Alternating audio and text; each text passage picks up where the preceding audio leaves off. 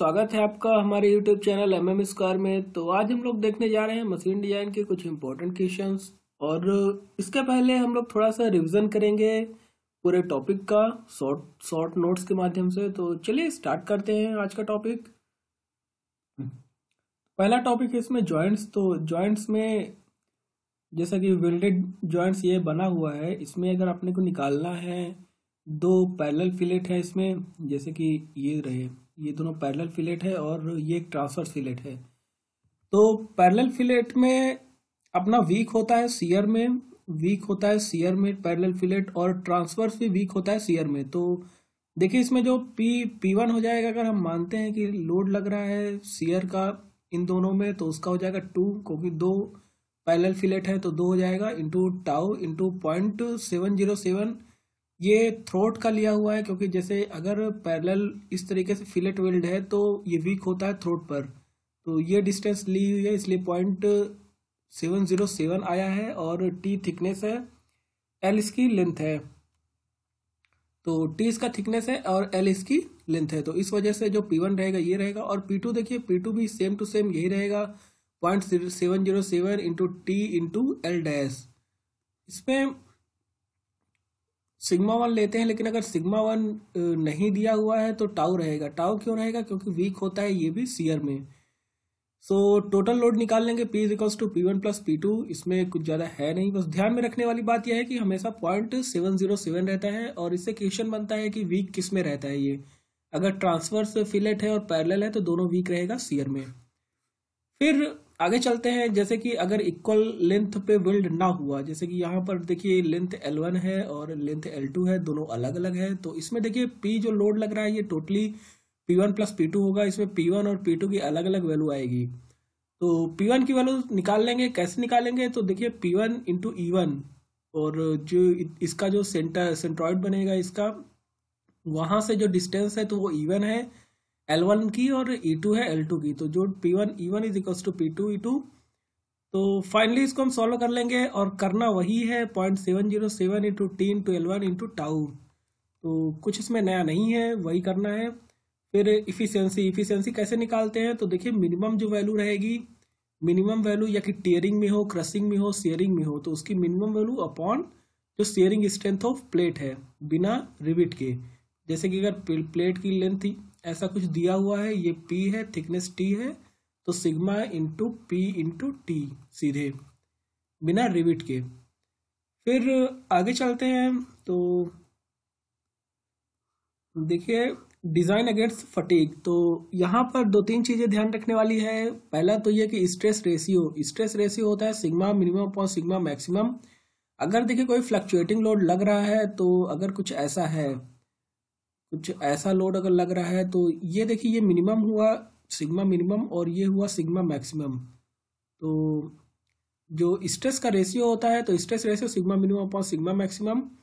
और amplitude ratio एक होता है, एम्पलीट्यूड रेशियो। तो एम्पलीट्यूड रेशियो में क्या होता है? Sigma a upon sigma M. Sigma ए क्या है? दोनों का डिफरेंस है, sigma maximum minus sigma minimum upon 2, और सिग्मा एम क्या है? Sigma maximum plus sigma minimum upon 2। देखिए इसमें एक चीज और ध्यान रखने वाली है कि कंप्लीटली रिवर्स्ड स्ट्रेस अगर बोलना है, कंप्लीटली रिवर्स्ड फ्लक्चुएटिंग स्ट्रेस, तो उसमें सिग्मा मीन की वैल्यू 0 हो जाती है। कंप्लीटली रिवर्स्ड में, कंप्लीटली रिवर्स्ड का केस है तो उसमें सिग्मा मीन जो रहेगा वो 0 हो जाएगा। क्यों? क्योंकि उसका ग्राफ कुछ इस तरीके का बनता है। तो देखिए ये जो मीन वैल्यू है ये मैक्सिमम है और ये मिनिमम है, तो जो मीन है उसका वो 0 है। फिर आगे चलते हैं, ये एसएन कर्व है अपना। तो एसएन कर्व में ये ध्यान देने वाली बात है कि एसिम्प्टोटिक एट 10⁶ साइकिल्स। एसिम्प्टोटिक का मतलब होता है जहां से कर्व फ्लैट होना स्टार्ट होता है, ऐसा कुछ हम बोल सकते हैं एसिम्प्टोटिक के लिए। फिर अगला है, तो देखिए इसमें एक चीज और ध्यान रखने वाली बात है कि अगर लॉग लॉग में ग्राफ बनेगा तो स्ट्रेट लाइन बनेगा। फिर फ्लक्चुएटिंग लोड के लिए बहुत सारे क्राइटेरिया हैं, तो उसमें से सोडरबर्ग है, गुडमैन है, गर्बर है। तो गर्बर का पैराबोलिक ग्राफ बनता है, बाकी ये दोनों स्ट्रेट लाइन है, गुडमैन और सोडरबर्ग। तो देखिए सोडरबर्ग में जैसा कि ग्राफ दिख रहा है, तो sigma a upon sigma e plus sigma m upon sigma y t equals to 1 upon f o s. Goodman के लिए यहाँ पर यूटी हो जाएगा, बाकी सारी चीजें सेम रहेंगी। गर्बर में चलते हैं तो देखिए गर्बर एक पैराबोलिक है, तो इस तरीके से कुछ उसका इक्वेशन बनता है, f o s into sigma e upon sigma e plus f o s into sigma m upon sigma u t to the whole square is equals to 1। ये सारे क्वेश्चंस आते हैं। इसमें देख लीजिए बहुत जो सिग्मा एक्चुअल की वैल्यू जो निकलती है इसमें बहुत सारे फैक्टर्स ऐड होते हैं, जैसे कि सरफेस का फैक्टर ऐड हुआ, साइज का फैक्टर ऐड हुआ, तो इस तरीके से सारे फैक्टर्स ऐड करते हैं, तो उन सारे फैक्टर्स का मल्टीप्लाई होता है और एक फैक्टर का जो के एफ है उसका डिवाइड होता है। फिर अगला है यहाँ पर मॉडिफाइड गुडमैन है, तो मॉडिफाइड गुडमैन का दोनों का मिक्स करके इस तरीके का कुछ ग्राफ बनता है जो कि यहाँ दिखाया हुआ है मॉडिफाइड गुडमैन के लिए, ऐसा ये वाला ग्राफ। तो यहाँ से क्वेश्चंस बनते हैं कि केटी जो कंसंट्रेशन फैक्टर है, स्ट्रेस कंसंट्रेशन फैक्टर, तो उसका एक फार्मूला होता है जो कि है स्ट्रेस कंसंट्रेशन का formula sigma k t is equals to 1 plus 2a upon b. तो देखिए इसमें यार एक, जैसे कि अगर नहीं याद हो रहा तो एक तरीका है इसका कि जैसा कि ग्राफ में दिख रहा है कि ऐसा कुछ ग्राफ बना, ठीक ना, और यहाँ पर लोड लग रहा है, तो अगर ऐसा कुछ बन रहा है तो देखिए जगह इसको अगर हम लोड लगाएंगे यहाँ से पुल करेंगे तो ये पूरा फटने का चांस ज़्यादा है क्योंकि इस तरीके का है। तो देखिए इसमें कंसंट्रेशन फैक्टर जो होगा वो बहुत ज़्यादा होना चाहिए। तो इसको हम ऐसे देख लेंगे कि जो बी की वैल्यू है, बी की वैल्यू जीरो हो जाए, मतलब ये बी होगा, अगर ये बी की वैल्यू जीरो हो जाए तो 1/0 इन्फिनिटी, मतलब बहुत ज़्यादा कंसंट्रेशन हुआ यहाँ पर, तो ये इक्वेशन अपना बनेगा, मतलब ए ये ले लेंगे और बी ये ले लेंगे।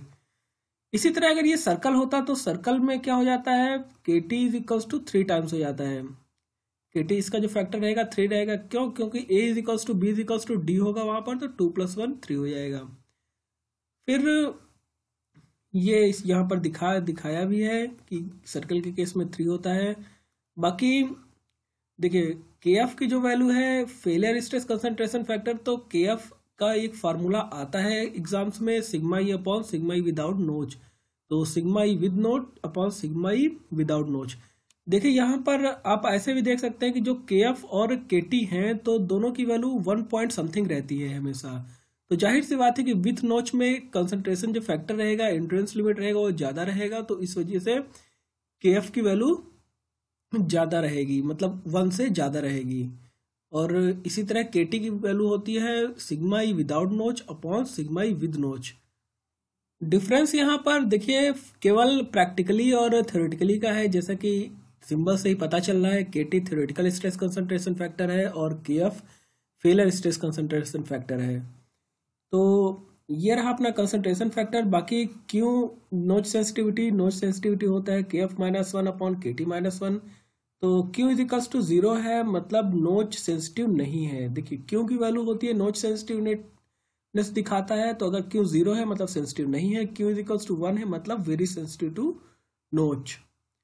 फिर आगे चलते हैं, फिर ब्रेक्स आता है, तो देखिए ब्रेक्स में इस तरीके से कुछ इसका सू ब्रेक का रहता है, इसमें कुछ ज़्यादा है नहीं, केवल मोमेंट बैलेंस कर देना है, फलक्रम के पॉइंट पर मोमेंट को बैलेंस करना है, तो इस पॉइंट में ओ के पॉइंट पर मोमेंट को बैलेंस कर देंगे।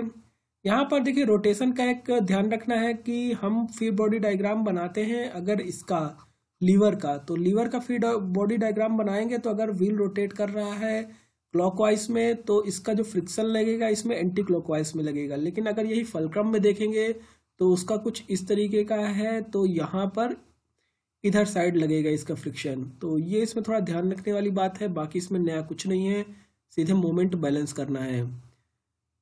तो आगे चलते हैं इसमें बैंड ब्रेक में देखिए एक रूल याद रखना है, सेम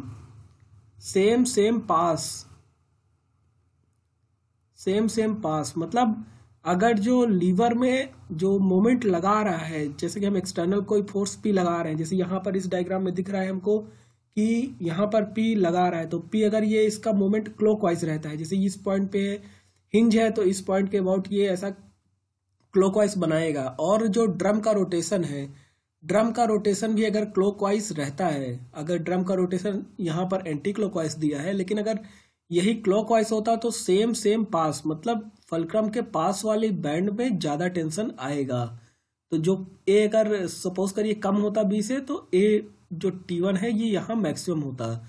लेकिन अगर सेम सेम पास रूल नहीं लग रहा है, मतलब पी जो है वो क्लॉकवाइज है और ये जो बैंड हो गया, जो ड्रम हो गया, वो एंटी क्लॉकवाइज रोटेट कर रहा है, तब दूर वाली जो रोप रहेगी, दूर वाली जो बेल्ट रहेगी, उसमें ज़्यादा टेंशन आएगा। तो ये एक छोटा सा हिंट था।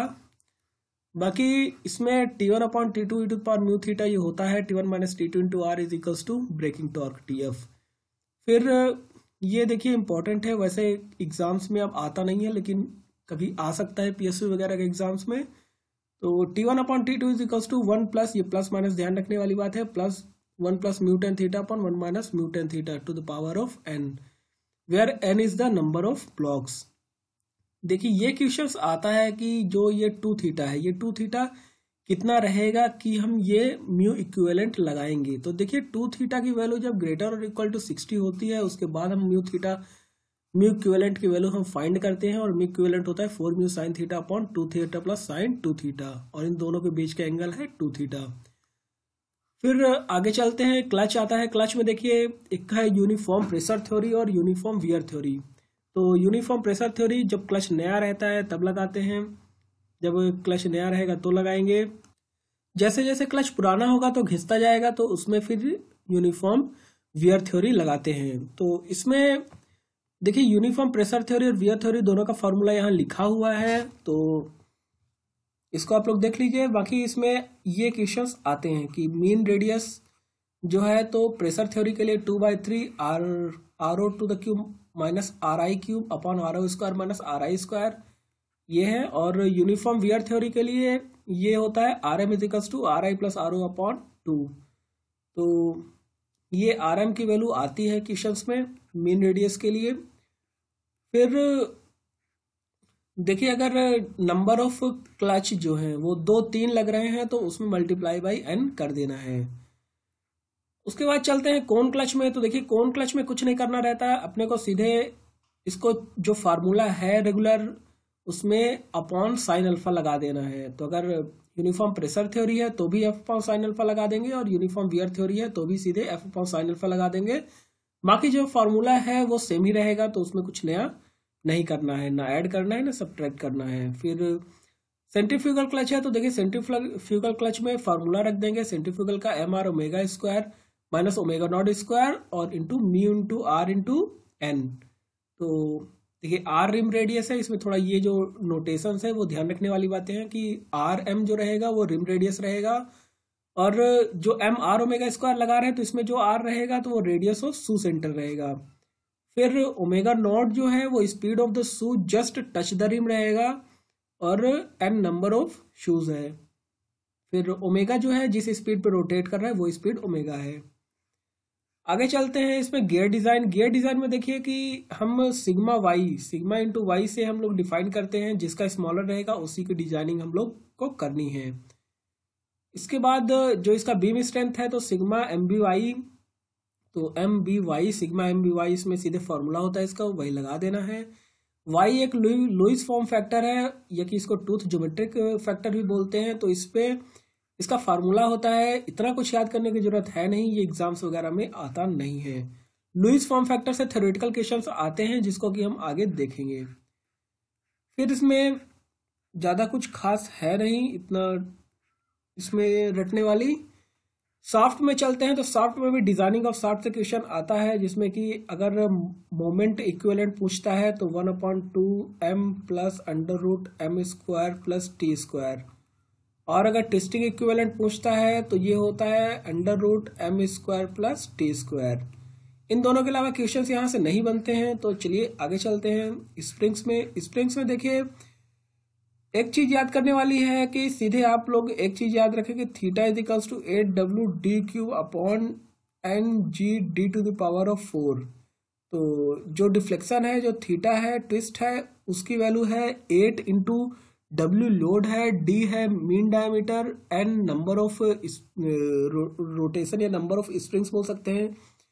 जैसे कि अगर ऐसा स्प्रिंग है तो ये कितने 1 2 3 इस तरीके से कितने N, तो ये N है नंबर ऑफ वाउंड बोल सकते हैं। G तो मॉडुलस है, फिर डी है डाया, वायर का डाया स्प्रिंग का। तो ये अगर फॉर्मूला याद है तो इससे सारी चीजें निकल जाएंगी। जैसे कि आपको स्टिफनेस निकालना है तो डब्ल्यू अपॉन थीटा कर देंगे तो स्टिफनेस आ जाएगा, जो कि होगा n g d to the power 4 upon 8 d cube.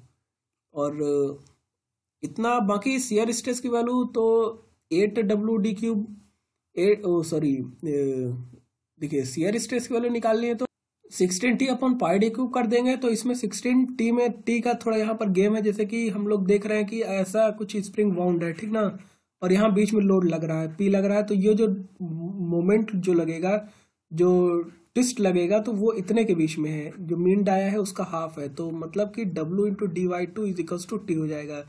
इसकी वैल्यू यहाँ पर रखेंगे तो आ जाएगा 8 WD upon pi D cube. फिर इसके बाद एक फैक्टर ऐड होता है जो कि डायरेक्ट स्ट्रेस को भी काउंट करता है। तो इसमें देखिए फैक्टर इक्वेशन में आया था एनएलसी के एग्जाम में, जिसमें कि सी की वैल्यू दे दिया था, सी होता है capital D upon small D, मतलब मीन डायमीटर अपॉन वायर का डायमीटर। तो इसका वैल्यू दिया हुआ था और ये वैल्यू पूछी थी उसने। तो 4c-1 upon 4c-4 plus 0.615 upon सी हो जाता है इसमें। फिर देखिए इसमें लोडिंग से कुछ क्वेश्चंस देख लेते हैं कि किस तरीके का लोड लगेगा, तो किस तरीके का स्ट्रेस वगैरह डेवलप होंगे उसमें स्प्रिंग में। तो इसमें ध्यान रखने वाली बात यह है कि अगर हम एक्सियल लोडिंग लगाते हैं तो एक्सियल लोडिंग लगाएंगे तो क्या होगा, देखिए एक्सियल लोडिंग हम लोग लगाएंगे तो जैसे कि ऐसा कुछ स्प्रिंग दिया हुआ है, इसमें स्प्रिंग का जो वायर है वो कुछ इस तरीके का है। यहाँ हम अगर एक्सियल लोड लगा रहे हैं तो सीधे अपने को पता चल रहा है कि यहाँ पर एक शियर होगा और एक ट्विस्ट हो जाएगा, क्योंकि स्प्रिंग ऐसा मुड़ा हुआ है। तो यहाँ पर हम एक्सियल लोड लगाएंगे तो वो उसको ट्विस्ट करेगा। लेकिन अगर यहीं पर हम उसको अगर ट्विस्ट करने की कोशिश करते हैं, तो जैसे कि सपोज करिए स्प्रिंग है, अब आप इसको अगर ट्विस्ट करने की कोशिश कर रहे हैं, इसको आप अगर ऐसे घुमाते हैं, ऐसा कुछ ट्विस्ट करने की कोशिश कर रहे हैं, तो देखिए ये जो स्प्रिंग का वायर है यहाँ पर आप कुछ ऐसा लोड लगा रहे हैं, मतलब इसको आप बेंड करने की कोशिश कर रहे हैं, तो कुछ ऐसा केस बनेगा, बेंडिंग स्ट्रेस आएगा उसमें। लेकिन अगर आप बेंडिंग कर रहे हैं तो बेंडिंग आप इसको करके देखिए, कोई स्प्रिंग है उसको आप इमेजिन करिए कि आप उसको ऐसे बेंड कर रहे हैं, ऐसा बेंड कर रहे हैं। जब आप उसको ऐसा बेंड कर रहे हैं तो उसके जो कर्वेचर है उसका, उसके कर्वेचर पे ट्विस्ट जैसा कुछ आ रहा है, जैसे कि ऐसा है तो इसमें ट्विस्टिंग वगैरह कुछ आएगा। इसको आप स्प्रिंग लेकर के इमेजिन कर सकते हैं, या कि यूट्यूब वगैरह में वीडियो देख लीजिए तो ये चीज एग्जैक्ट हो जाएगा। बाकी मैं याद करने का तरीका बता दे रहा हूँ कि जो है उसका आप उल्टा कर दीजिए, अगर ट्विस्ट है तो इसको बेंड कर दीजिए, बेंड है तो ट्विस्ट कर दीजिए, एक्सियल है तो उसमें शियर लगा दीजिए। तो इस तरीके से स्प्रिंग हो गया अपना। फिर डिजाइन ऑफ फ्लाई व्हील, तो डिजाइन ऑफ फ्लाई व्हील हम लोग टॉम में देख लेंगे। वैसे इसमें एक ही चीज आता है जो कि है v max is equals to under root sigma upon rho, तो ये आएगा। बाकी फिर बियरिंग में चलते हैं। तो बियरिंग में देखिए एक नोटेशन से क्वेश्चन आता है, तो उसमें नोटेशन देख लेते हैं। 3 होता है टिपर रोलर के लिए, इस तरीके का अगर लिखा हुआ है तो यहाँ पर जो फर्स्ट लेटर है तो वहाँ 3 अगर रहता है तो टिपर रोलर, 4 है तो नीडल रोलर, और 5 है तो सिलेंड्रिकल रोलर, 6 है तो डीप ग्रूव। फिर जो यहाँ पर दिया हुआ है वो उसकी ड्यूटी बताता है कि हैवी ड्यूटी है, लाइट ड्यूटी है, किस तरीके से वो मतलब काम करेगा। हैवी ड्यूटी में यूज हो रहा है कि लाइट ड्यूटी में यूज हो रहा है, तो अगर 1 है तो एक्स्ट्रा लाइट है, 2 है तो लाइट है, 3 है तो मीडियम है, और 4 है तो हैवी सीरीज में है। फिर आगे चलते हैं। इसमें एक स्टैटिक लोडिंग का एक कोफिशिएंट होता है जिसको कि स्टैटिक लोड रेटिंग के नाम से जानते हैं। तो सी नॉट इज इक्वल्स टू होता है के D square Z upon 5। PSC में आता है मेनली ये, अभी तक मैंने किसी पीएससी एग्जाम्स में नहीं देखे लेकिन आ सकता है, तो इसको ध्यान में रखिए। जेड के डी स्क्वायर अपॉन 5 मतलब के डी स्क्वायर जेड अपॉन 5, जिसमें कि जेड है number of rolling element, D तो डाया है, के कांस्टेंट है depend upon modulus and material. तो आगे चलते हैं। फिर इसमें लाइफ से क्वेश्चन बनते हैं। लाइफ इज इक्वल्स टू होता है C upon P to the power of n million revolution. n is equals to 3 होगा बॉल बेरिंग के लिए, और रोलर बेरिंग है तो n इज इक्वल्स टू हो जाएगा 10/3। फिर आगे चलते हैं। यहाँ पर एक लाइफ और रिलायबिलिटी से है, तो ऑब्जेक्टिव्स के एग्जाम्स में इस तरह क्वेश्चन नहीं आते क्योंकि लॉग की वैल्यू फिर देना पड़ जाएगा। अगर देता भी है तो ये फार्मूला होता है अपना, 2 को कंपेयर कर देते हैं। जैसे लॉग हम 90 रखते हैं, तो अगर 90% उसका रखेंगे तो log 10 1/0.5 0.9 हो जाएगा, और 1/b होता है इसमें, तो b की वैल्यू होती है 1.17। इसको कंपेयर करने के लिए यूज होता है ये। फिर आगे चलते हैं। इसमें अगर बियरिंग का लोड दिया हुआ है, अगर हम सपोज करिए कि 3 तरीके के लोड हम लगा रहे हैं अलग अलग रोटेशन में, तो उसका इक्विवेलेंट निकालने के लिए, इक्विवेलेंट लोडिंग निकालने के लिए P1 to the power of n, और अगर ये बॉल बियरिंग है तो n इजिकल्स टू 3 हो जाएगा, रोलर है तो 10/3, और x1 ये नंबर ऑफ रिवोल्यूशन है कि इतने लोड पे हम इतना रिवोल्यूशन करते हैं, तो सबको इधर मल्टीप्लाई करके और अपॉन में डिवाइड कर देना है रिवोल्यूशन से, तो इसको अपॉन n कर देना है। इसी फॉर्मूले पे हम पुट करेंगे तो इक्विवेलेंट लोडिंग आ जाएगा। आगे चलते हैं। इसमें स्लाइडिंग कॉन्टैक्ट बियरिंग में, स्लाइडिंग कॉन्टैक्ट बियरिंग में 2-3 चीजें हैं याद रखने वाली, जैसे कि एक्सेंट्रिसिटी। तो एक्सेंट्रिसिटी एक है, और इसमें हम इस ग्राफ के देख के बता सकते हैं। देखिए ग्राफ आप देखेंगे तो इसमें पता चल जाएगा कि कैपिटल, अगर पहले उसका रेडियस होता r, और जो अंदर वाला है जो शाफ्ट है तो उसका रेडियस अगर स्मॉल r है तो प्लस h0 जो दोनों के बीच में जो क्लियरेंस है वो अगर h0 हो गया, और तो ये टोटल फाइनल था पहले। लेकिन अगर यहाँ से ये चेंज होके एक्सेंट्रिसिटी इसकी चेंज हो जाती है, तो एक्सेंट्रिसिटी मिसमैच होगा तो ये प्लस ई हो जाएगा, क्योंकि जो आर था ये आर पहले आर ही रहेगा, तो उस वजह से आर इज इक्वल्स टू जो स्मॉल आर h0 में चेंज हुआ और ई अपना आ गया, तो प्लस ई हो जाएगा। इसके बाद capital R minus small R करेंगे तो ये होता है radial clearance is equals to h0 plus E. तो ये फाइनली इधर बनता है। इसको अगर हम सी से डिनोट कर दें और इसको हम फाइनली आगे सॉल्व करें, सी से डिवाइड कर दें, तो h0/c होता है एक्सेंट्रिसिटी रेशियो। यही मेन चीज जो मैं बताने वाला था कि एक्सेंट्रिसिटी रेशियो h0/c को बोलते हैं, फिर सॉरी E/c को बोलते हैं।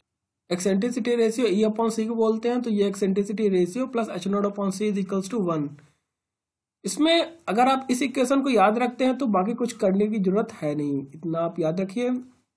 फिर आगे चलते हैं। यहाँ पर जो 2-3 इक्वेशन है कोफिशिएंट ऑफ फ्रिक्शन निकालने के लिए, तो 2-3 कोफिशिएंट दो फार्मूले हैं, तो मेनली 2 फार्मूलों को याद रखिए। F is equals to 33/10⁸ into μ1/p into r/c plus k। देखिए यहाँ पर जो n है p है, ये सारे चीजें ध्यान रखने वाली बातें हैं। जैसे कि अगर आप p की वैल्यू ले रहे हैं तो p की वैल्यू मेगा पास्कल में रहनी चाहिए, बाकी n यहाँ पर लिखा हुआ है rpm में रहना चाहिए, तो ये चीजें हैं। फिर आगे चलते हैं तो अगला है रिनॉल्ड्स इक्वेशन। तो इसमें भी हम इसको कोफिशिएंट ऑफ फ्रिक्शन यहाँ से भी फाउंड कर सकते हैं। कुछ ज्यादा इसका रोल है नहीं। समरफील्ड नंबर अगर 2 बियरिंग में कंपेयर करने के लिए रहता है तो समरफील्ड नंबर का यूज होता है, तो ये थोड़ा ज्यादा इंपॉर्टेंट है। Zn/p इंटू r/c का होल स्क्वायर, तो ये थोड़ा ज्यादा इंपॉर्टेंट है, इसको ध्यान में रखिए। फिर आगे चलते हैं तो पावर लॉस है friction into load into are into डब्ल्यू, तो डब्ल्यू यहाँ एंगुलर वेलोसिटी है। फिर पेट्रोफ इक्वेशन जो मैं दूसरे इक्वेशन की बात कर रहा था कि फ्रिक्शन निकालने के लिए, तो एक तो वो हो गया और दूसरा ये है 2π² इंटू μ1/p इंटू r/c। देखिए यहाँ पर n जो है वहाँ n rpm में था, यहाँ n रोटेशन पर सेकंड में है, और p की यहाँ यूनिट SI यूनिट रखनी है। तो इसके बाद देखिए ये जो अपना स्टेबल अनस्टेबल का ग्राफ है, तो इसके बाद अनस्टेबल हो जाता है और उसके पहले अनस्टेबल रहता है। इस पॉइंट को नेक पॉइंट बोलते हैं। यहाँ पर फ्रिक्शन जो रहेगा वो मिनिमम रहेगा। सो अब चलते हैं क्वेश्चंस की तरफ। तो चलिए स्टार्ट करते हैं क्वेश्चंस। पहला क्वेश्चन इसमें the factor of safety for the machine parts subjected to reversed stress. तो जैसे कि हमने पहले रिवर्स स्ट्रेस की बात की है कि सिग्मा m की वैल्यू 0 रहता है उसमें, तो जो मीन वैल्यू है sigma mean is equals to 0 रहेगा। तो इसमें फैक्टर ऑफ सेफ्टी देख लेते हैं कि सिग्मा a/सिग्मा e is equals to plus something, अगर मीन का है इज इक्वल्स टू 1/FOS हम लोग लिखते हैं। तो इसमें फैक्टर ऑफ सेफ्टी हो जाएगा सिग्मा e/सिग्मा a। तो ये हो जाएगा endurance limit to the amplitude ratio, endurance limit to the amplitude ratio, B option. फिर है ये होल है, एक प्लेट है उसमें बीच में होल है, तो स्ट्रेस कंसंट्रेशन फैक्टर उसमें बताना है।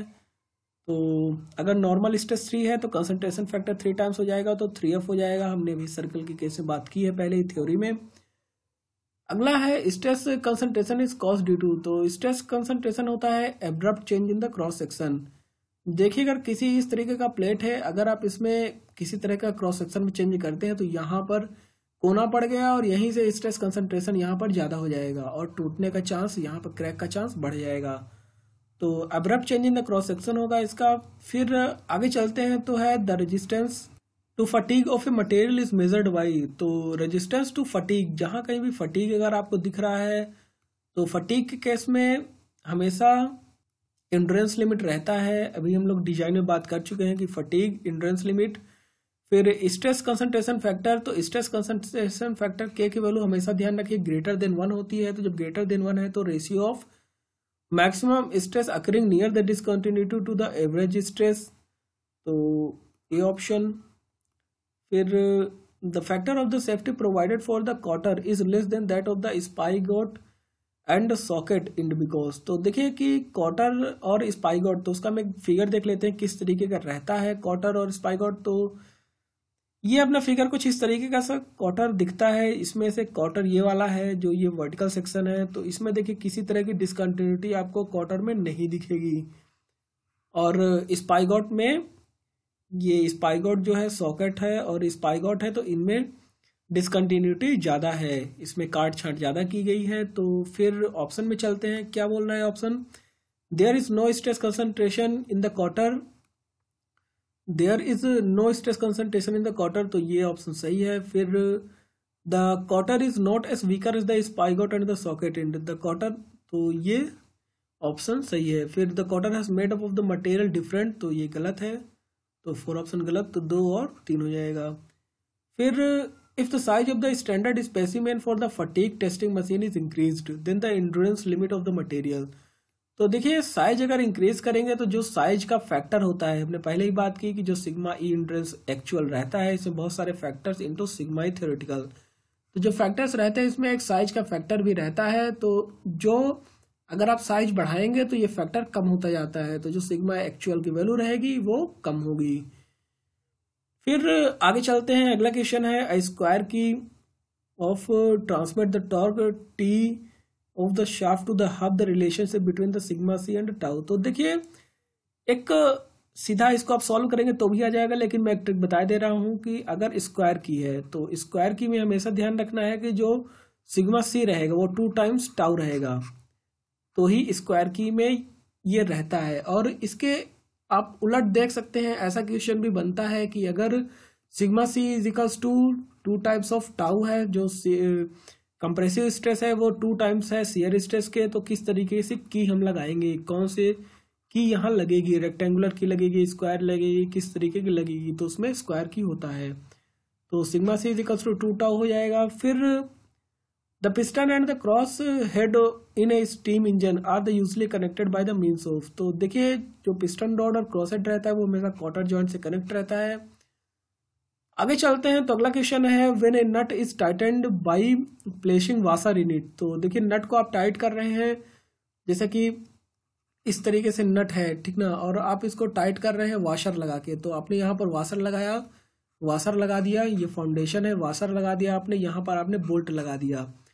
तो इसके बाद आप टाइट करेंगे तो जाहिर सी बात है कि ये जितना आप इसको टाइट करते जाएंगे तो यहाँ कंप्रेशन होता जाएगा और इधर बोल्ट में टेंशन आता जाएगा, तो बोल्ट में टेंशन होगा। फिर the cotter joint is used to connect the 2 rod which are in. तो देखिए अभी हमने जैसे डायग्राम के माध्यम से हमने बात की कि जब इसमें टेंशन या कंप्रेशन रहेगा, इसमें एक्सियल लोडिंग रहती है, तो अगर टेंशन या कंप्रेशन रहता है तो ही हम कॉटर का यूज करते हैं। और कॉटर में किस तरीके का फेलियर होते हैं, तो देखिए यहाँ पर से खिंचाव रहेगा, एक इधर साइड से एक इधर साइड से, तो 2 शियर यहाँ पर होने के चांसेस बढ़ जाते हैं। तो 2 शियर होगा, और इसको लगाते कहाँ हैं, जब टेंशन या कंप्रेशन में रहे तो इसका हो जाएगा when are in the tension और द कंप्रेशन।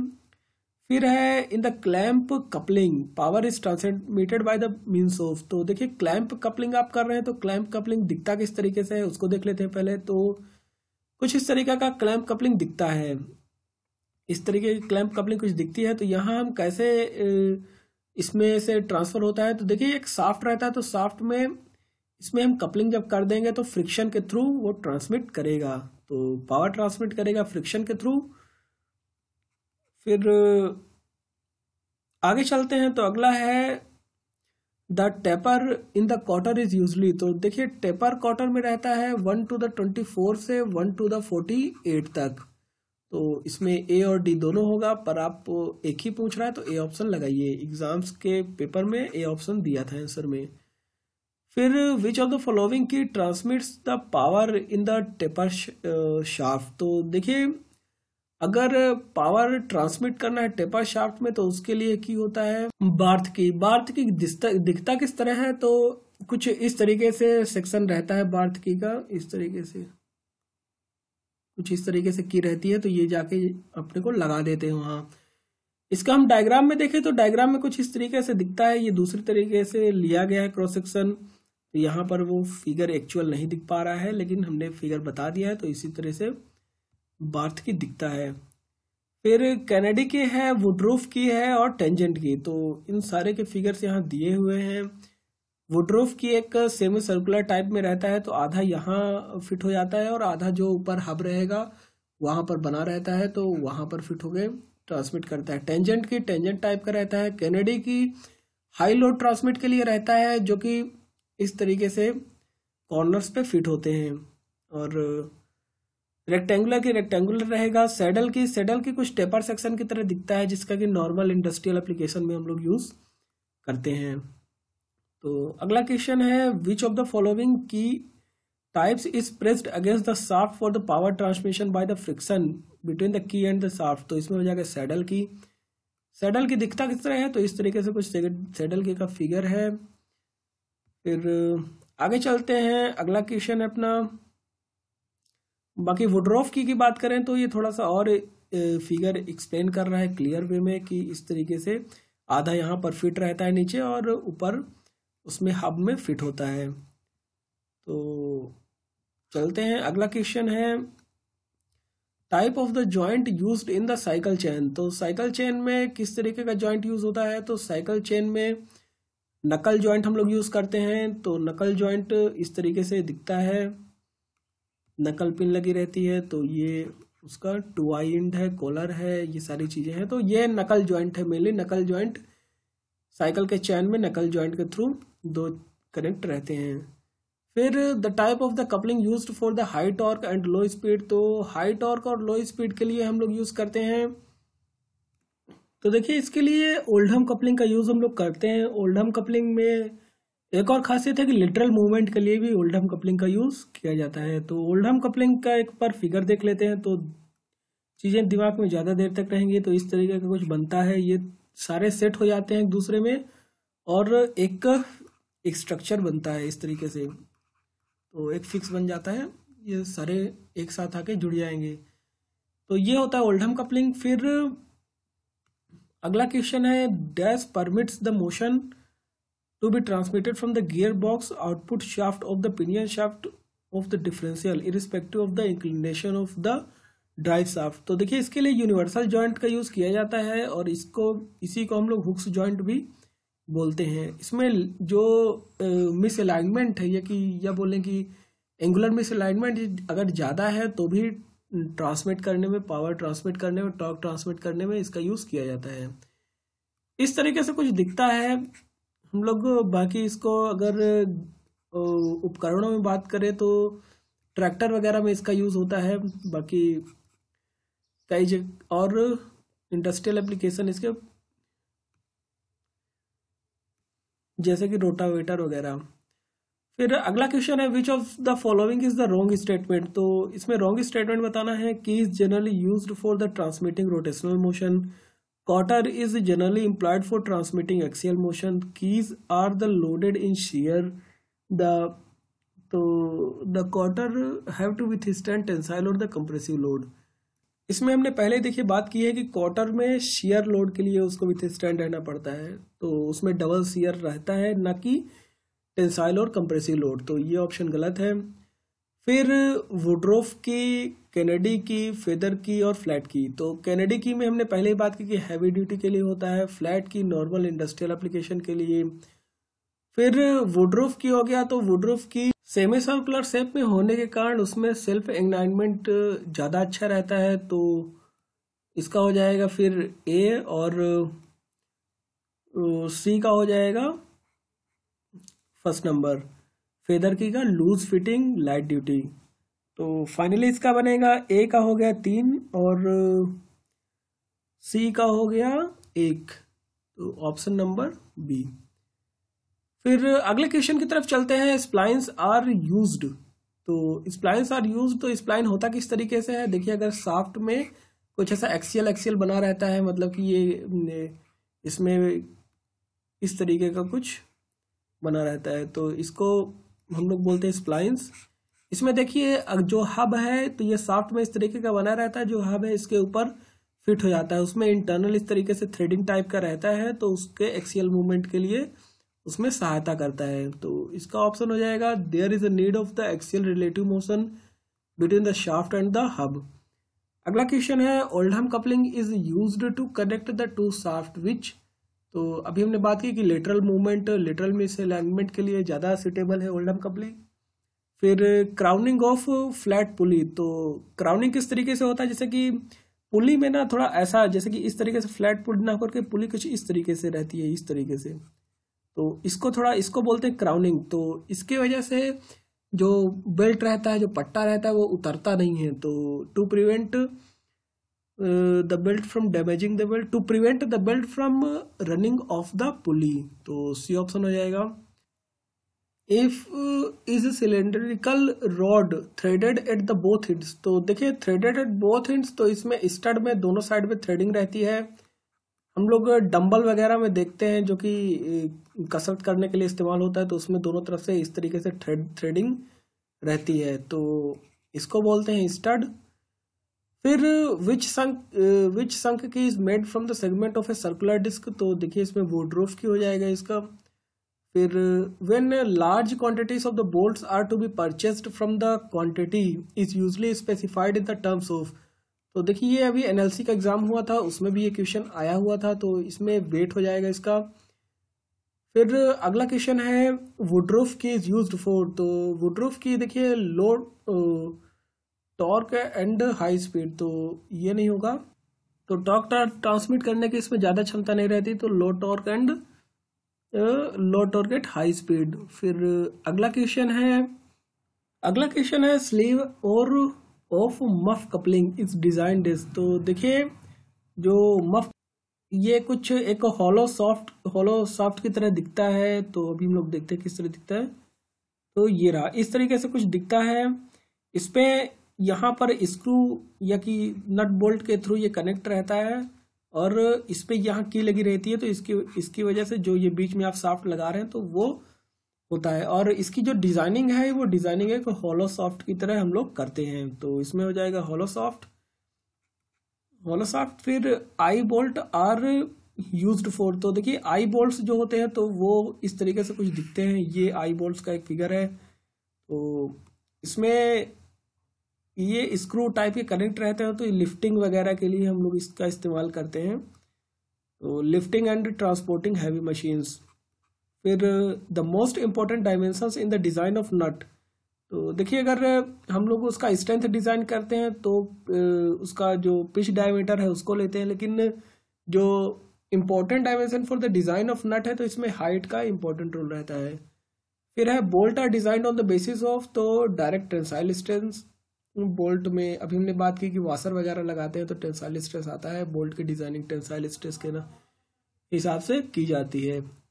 अगला क्वेश्चन है फंक्शन ऑफ द वाशर, तो वाशर का फंक्शन है प्रोवाइड द बेयरिंग एरिया को बढ़ा देता है, क्योंकि इस तरीके से ऐसा कुछ वाशर रहता है, और यहाँ बीच में तो नट लगेगा, लेकिन नट बोल्ट लगेगा, और इतना वाशर बेयरिंग एरिया को बढ़ा देता है। फिर shock absorbing capacity resilience of the bolt is increased by, तो देखिए रेजिलेंस का फॉर्मूला आता है sigma square upon 2e into volume, तो वॉल्यूम में देखिए एरिया तो डी स्क्वायर आएगा और इंटू लेंथ, तो हम लेंथ को बढ़ा सकते हैं। बाकी सिग्मा की वैल्यू देखिए पी अपॉन एरिया होता है, और इसका स्क्वायर करेंगे मतलब D to the power 4 something. कटेगा तो प्रोपोर्शनल टू 1/d² रहेगा, प्रोपोर्शनल टू एल रहेगा, मतलब डायमीटर को हमको कम करना है। Reducing the shank dia to the core diameter, या कि हम ये कर दें या कि लेंथ को बढ़ा दें, तो इसमें बी ऑप्शन मैच कर रहा है।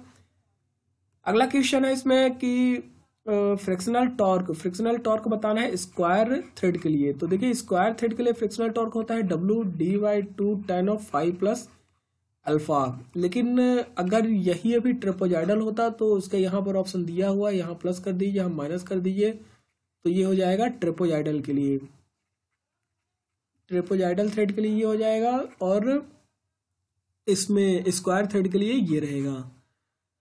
फिर आगे चलते हैं, power screw for the transmission of power should have, तो हाई इफिशियंसी, पावर स्क्रू की इफिशियंसी हाई रहनी चाहिए। The cup is provided in the screw jack, तो कप स्क्रू जैक के लिए किसके लिए रहता है, तो prevent load from the rotation, इस तरीके का कुछ बना रहता है, तो prevent from the rotation. Allen key is used to tighten, तो Allen key is used to tighten, तो देखिए इसमें जो cap screw with hexagonal socket head, तो एक टेढ़ा टाइप का कुछ इस तरीके से दिखता है, हम लोग अभी बात करेंगे किस तरीके से दिखता है। तो ये है एलन की ये है, तो इसमें हेक्सागोनल सॉकेट हेड लगा रहता है एक साइड,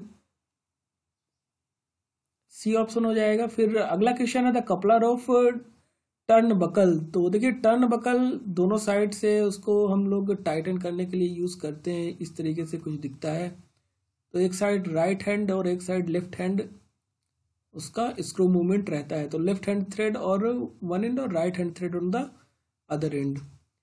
फिर अगला क्वेश्चन है bench vice is provided with, तो देखिए बेंच वाइस में एक्मे थ्रेड रहता है, एक्मे थ्रेड हम लोग यूज करते हैं बेंच वाइस में, कुछ इस तरीके से बेंच वाइस दिखता है, यहाँ थ्रेडिंग अंदर है तो नहीं दिख रहा है, बाकी ध्यान में रखिए कि ये बेंच वाइस है और इसमें एक्मे थ्रेड यूज करते हैं हम लोग। फिर taper parallel methods and rollers are conventionally used to measure, तो इसमें minor diameter of internal thread के लिए हम लोग इस मेथड का यूज करते हैं। अगला क्वेश्चन है maximum efficiency of screw jack, तो स्क्रू जैक की मैक्सिमम एफिशिएंसी होती है 1 - sin⁵/1 + sin⁵, और इसमें जो उसको डेरिवेशन के बाद जो फॉर्मूला आता है तो वो आता है sin(2α + φ - sin⁵/sin(2α + φ और -sin⁵। इसमें मैक्सिमम एफिशिएंसी होते हैं, इसको हम लोग डिफ्रेंशिएट करने के बाद देखेंगे तो 2φ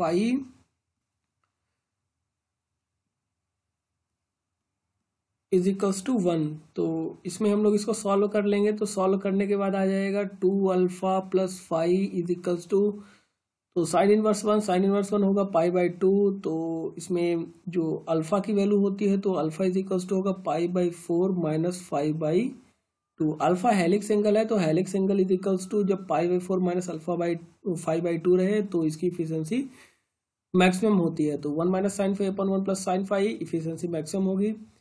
फिर एंगल ऑफ एक्मे थ्रेड, तो देखिए एक्मे थ्रेड में जो एंगल रहता है वो रहेगा 29 डिग्री, एक्मे थ्रेड में 29 डिग्री, और ट्रेपोजाइडल थ्रेड में जो एंगल रहता है वो रहता है 30 डिग्री। बटर्स थ्रेड में जो एंगल रहता है वो रहता है 45 डिग्री, और विटवर्थ में रहता है 55 डिग्री, तो बटर्स में रहेगा 45 डिग्री, और BSW ब्रिटिश स्टैंडर्ड विटवर्थ में रहता है 55 डिग्री। तो ये सारे एंगल्स हैं, ट्रोपोजाइडल में रहेगा 30 डिग्री, एक्मे में 29 डिग्री। फिर self locking of the screw, the efficiency can not be more than, तो efficiency can not be more than 50%। Efficiency of screw jack, तो अभी हमने बात की थी कि जो स्क्रू जैक में जो टॉर्क लगता है वो है WD/2 tan(φ + अल्फा), तो ये तो हुआ अपना जो एक्चुअल जो हम लोग लगा रहे हैं, और स्टैंडर्ड हो जाएगा tan अल्फा, तो स्टैंडर्ड अपॉन एक्चुअल लगाएंगे तो tan alpha upon tan(φ + alpha), B option हो जाएगा। अगला क्वेश्चन है the square thread are the usually found in, तो square thread usually found in कहाँ हम लोग मिलता है स्क्वायर थ्रेड, तो इसका हो जाएगा feed mechanism of machine tool, square thread feed mechanism of machine tool में हम लोग यूज करते हैं। फिर रिवेट इज स्पेसिफाइड बाय, तो सैंक डायमीटर। और रिविट जो रहते हैं तो मेनली डक्टाइल मटेरियल्स के बने हुए रहते हैं, तो रिविट आर स्पेसिफाइड बाई, तो इसका हो जाएगा सैंक डायमीटर। फिर है the rivet of the riveted joint is subjected to, तो rivet of riveted subjected to, तो इस पे हो जाएगा शियर स्ट्रेस। फिर अगला क्वेश्चन है,